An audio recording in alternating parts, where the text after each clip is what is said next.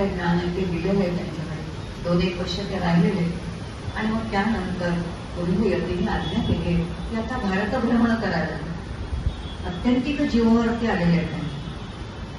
ज्या मातेकडे ते राहिलेले आहेत, ज्या मातेवरती त्यांची विलक्षण श्रद्धा आहे, निष्ठा आहे, प्रेम आहे, तिचा त्याग करताना त्यांना जितकं दुःख झालं नाही तितकं दुःख त्यांना सद्गुरूंच्या चरणाचा वियोग झाल्यानंतर ते सहनच करू शकत नाही. आणि ते गोविंद यतीने म्हणतात काही करा पण तुमच्या चरणांपासून मला दूर लोटू नये. आणि गोविंद यती म्हणतात तुला तू माझ्याकडे राहतच नाही, कारण एका वृक्षाखाली दुसरा वृक्ष वाढतच नाही. जोपर्यंत तू बाहेर जाणार नाही तोपर्यंत तुझं कार्य होणार नाही. जे कार्य तुझ्याकडून अपेक्षित आहे तर तू बाहेर जाऊन काम केलं पाहिजे. षडंतकरणाने आचार्य बाहेर पडलेले होते आणि मग त्यानंतर त्यांनी आज्ञा केलेली की आता भाष्य करायचं. आणि म्हणून तिथे शास्त्राचे ग्रंथ जे आहेत ते शास्त्र ग्रंथ सुरुवात झाली, भाष्य ग्रंथ सुरुवात झाली. असं करता करता आचार्यांचं आता भारत भ्रमण सुरू झालं. कारण संपूर्ण भारताचं अवलोकन यात्रा जोपर्यंत पायी करत नाही तोपर्यंत राष्ट्रामध्ये कशी लोक आहेत, लोक कशा प्रकारे नांदतात, त्यांची मानसिकता कशी, कसं काय करणार. भिक्षा मिसे लोकांना अवलोकन करणं आहे. आणि म्हणून सगळे शिवशंकर भिक्षा मागतात, गुरु दत्तात्रय भिक्षा मागतात. का मागतात? कारण ज्या समाजाचं हित करायचंय त्यांची मानसिकता तर कळली पाहिजे. असं ते संपूर्ण भारत भ्रमण करता करता करता करता एकीकडे त्यांचा संप्रदाय वाढायला लागला. काही शिष्य त्यांना मिळाले. अद्वैत तत्वज्ञानाचा पुरस्कार त्यांनी सुरुवात केली. कारण अद्वैत तत्वज्ञानच संपूर्ण जे गोविंद यतीने आहे ते शंकराचार्यांना दिलेले आहे. आणि ह्या शंकराचार्य करता करता जसजसं ते भारत भ्रमण करायला लागले तसं लक्षात आलं की संपूर्ण समाजाचं विघटन झालेलं आहे. कशामुळे झालेलं आहे तर आपलीच लोक आपल्यापासून दुरावलेली आहेत. आपलीच लोक आपल्यापासून कशी दुरावली होती तर त्या काळामध्ये जे संप्रदाय होते त्याच्यामध्ये एक गाणपत्य संप्रदाय होता, एक शैव संप्रदाय होता, एक वैष्णव संप्रदाय होता, एक शाक्त संप्रदाय होता, एक नाथ संप्रदाय होता, एक दत्त संप्रदाय होता.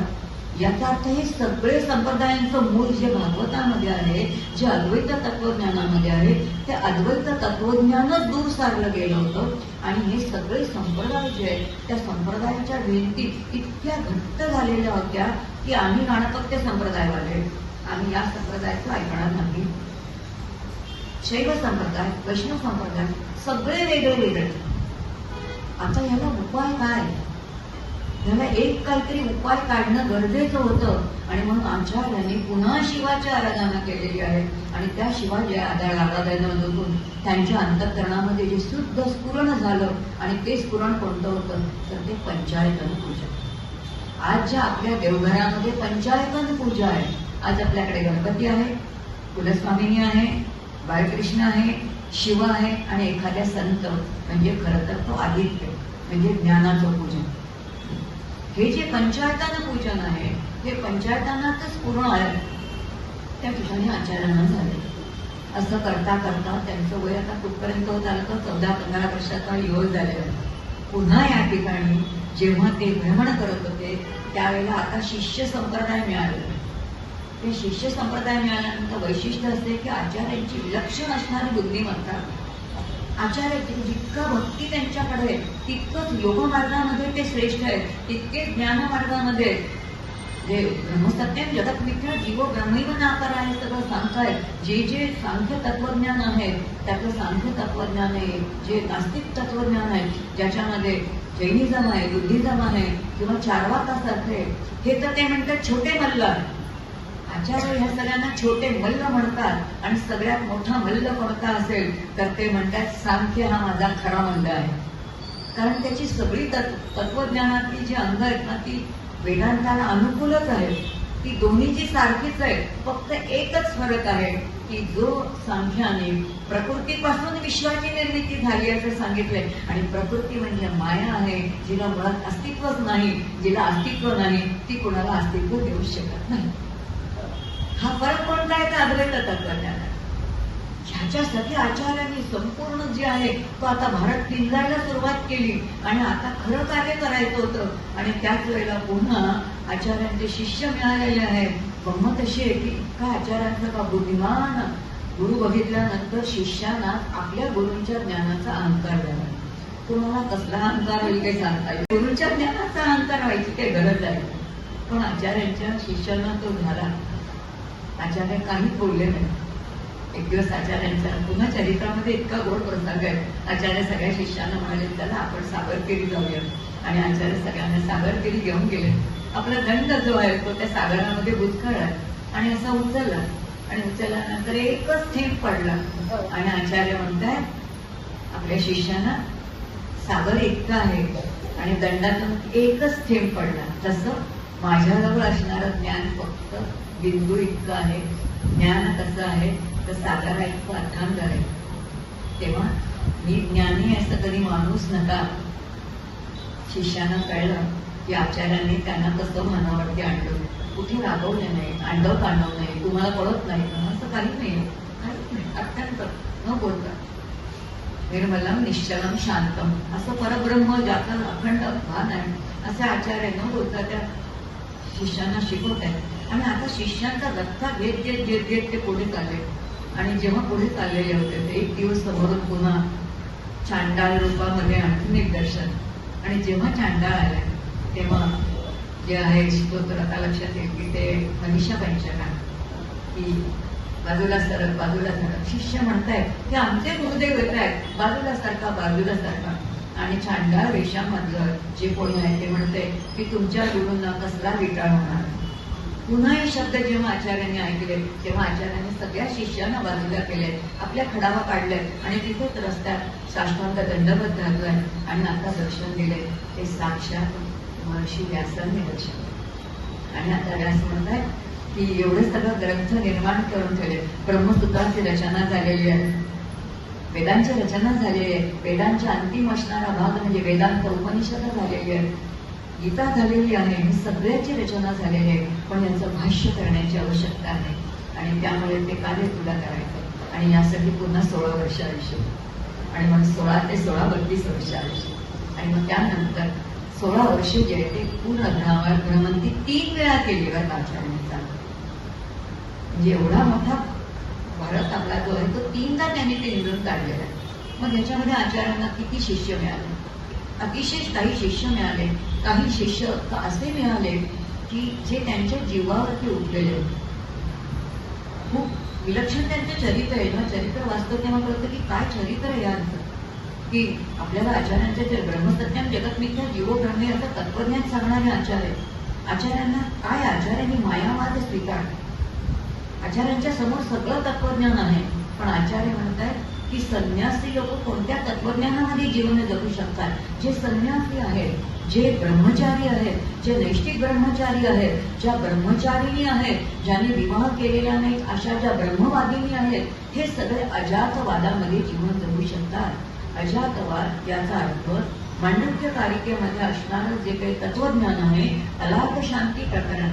अलाप शांती प्रकरण याचा अर्थ आपल्याकडे लहान मुलं, आपण मुलांना दिवाळीमध्ये फटाके घेऊन देतो. सगळ्यांना अनुभव आहे बरं का. फटाक्यामध्ये फुलबाजा असतात, फुलबाजावरती मुलं गोलगोल गोलगोल गोलगोल फिरवतात. फिरवल्यानंतर एक सुंदर चक्र तयार होतं. ते चक्र दिसतं, पण ते असतं का, ते नसतं. त्याला अलात म्हणतात. हे अलाप शांती म्हणजे अजातवाद. ज्या विश्वामध्ये तुम्ही आम्ही जगतोय ते विश्व झालेलंच नाही. इथे काहीच झालेलं नाहीये. इथे जे झालेलं आहे ते केवळ ईश्वरच आहे. आणि म्हणून ब्रह्मसत्य जगत मिथ्या जीवो ब्रह्मेव नाकारा. इथे जे काही आहे ते ब्रह्म आहे. इथे जगच नाही, जग झालेलं नाही, मीही झालेलो नाही.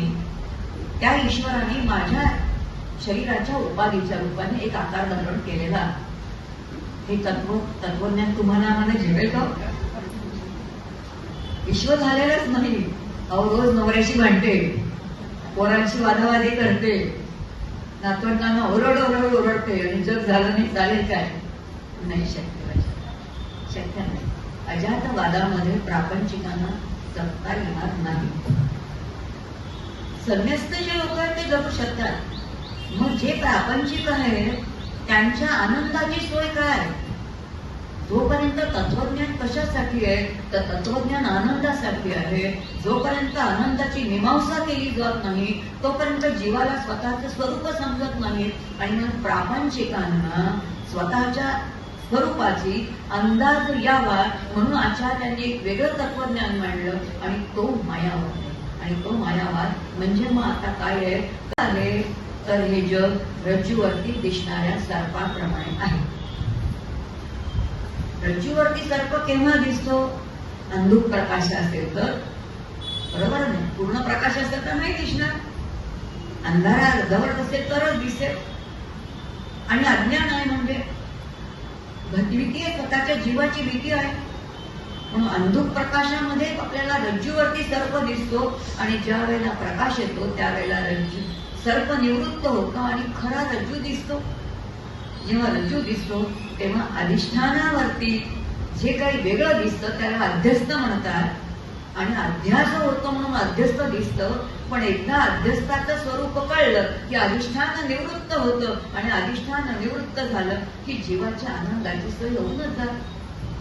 जे प्रापंचिकांना कधीतरी स्वरूपाचा आनंद मिळावा यासाठी आनंद जे तत्वज्ञान आचार्यांनी स्वीकारलेलं आहे ते म्हणजे मायावादाचं आहे. आणि म्हणून आचार्य कंठरवानी सांगतायत ब्रह्मसत्यम जगत मिथ्या जीव ब्रह्मेव नापरा.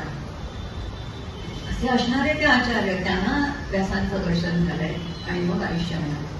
मग असं जाता जाता जेव्हा ते जात आहेत तेव्हा अनेक शिष्य मिळालेले आहेत. मग आता लक्षात येईल की त्यांनी एक तर फार मोठं क्रांती आचार्यांनी केली. क्रांती दोन प्रकारांनी घडते, एक शस्त्र क्रांती, एक शास्त्र क्रांती. गणेश पुराण जर कोणी वाचलं असेल तर त्यात लक्षात येईल गणपती बुद्धीची देवता आहे. गणपतीला फार युद्ध करावी लागली नाही, त्यांनी बुद्धीने युद्ध जिंकलेली आहे. तसंच शंकराचार्यांनी संपूर्ण भारताचं आपल्या राष्ट्राचं रक्षण केलेलं आहे, पण ते रक्षण शास्त्र क्रांतीने केलेलं आहे, शस्त्र क्रांतीने केलेलं नाही. कोणालाही मारलेलं नाही, सगळ्यांवरती विजय मिळवलेला आहे, सगळ्यांवरती विजय मिळवलेला आहे, सगळ्यांना आपलंच केलेलं आहे. पण गोड बोलून तत्वज्ञानाच्या साह्याने आपल्याला संपूर्ण देश एकत्र बांधला आणि एक सूत्रामध्ये देश बांधून बाहेरची आक्रमण आपल्या देशावरती येणार नाही म्हणून एकाच वेद जो आपला मूळचा ऋग्वेद होता त्या ऋग्वेदाचे 4 भाग जे व्यासांनी केले त्याचे 4 वेद 4 भारताच्या कोपऱ्याला ठेवले गेले आणि 4 पीठ स्थापन केली आणि त्या 4 ठिकाणी आचार्यांनी आपले शिष्य जे आहेत ते महंत तिथे बसवले. त्या वेदांमध्ये ते पारंगत झाले, त्या वेदांमध्ये पारंगत होणाऱ्या त्या परीक्षा तिथे अध्ययनाची सोय केली आणि त्या ठिकाणी जो पारंगत होईल त्याला ज्या उपाध्या दिल्या जातात, ज्याला आपण म्हणतो लौकिकामध्ये कॉन्व्होकेशनची परीक्षा दिल्यानंतर आपण डिग्रीज देतो, त्या डिग्री पण वेगळ्या आहेत. मग काही ठिकाणी भारतीय आहे, काही ठिकाणी गिरी आहे, काही ठिकाणी काय आहे तर ते आनंद आहे, काही ठिकाणी सरस्वती आहे.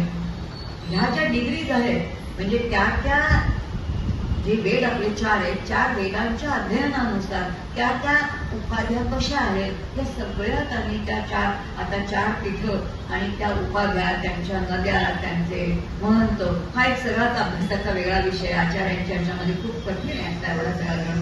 पण ही सगळी सोय आचार्य, ज्याचा अर्थ परकीयांकडून जी संस्कृतीवरती येणारी आक्रमण आहे ही सगळी आचार्यांनी या 4 पीठांच्या सहाय्याने थोपवून झाली. आणि म्हणून संन्यास खरं तर आचार्य संन्यासी नाही, संन्यास ही वृत्ती आहे. आपल्याकडे वेदांमध्ये संन्यास्त वृत्तीने जगणं आहे, संन्यास आपल्याकडे नाही आहे. पण बौद्ध धर्मामध्ये संन्यास होता, यती होते. जैन धर्मामध्ये संन्यासाला नको तितकं महत्व होतं आणि म्हणून इतकं संन्यास या लोकांवरती भिक्षूंवरती या गोष्टी लादल्या गेल्या. परिणामी या हे जे धर्म आहेत त्यांचा ऱ्हास झालेला दिसतो. कारण हे जे भिक्षुक आहेत किंवा त्यांचे जे होते त्यांच्यामध्ये वैराग्य लादलं गेलं. परिणामी यांच्या ते काय ज्या स्तूप होते तिथेच व्यभिचार सुरू झाला. आपल्याकडे उलट होतं, आपल्याकडे 4 आश्रम आहेत त्यामुळे गृहस्थाश्रमामध्ये सगळे भोग भोगण्याची सोय आहे, पण ते बंदिस्त आहे, शास्त्राने बंदिस्त भोग भोगण्याची. आणि म्हणून उदंड ऐश्वर मिळवावं, भोग भोगावे, पण ते मर्यादेमध्ये असावे.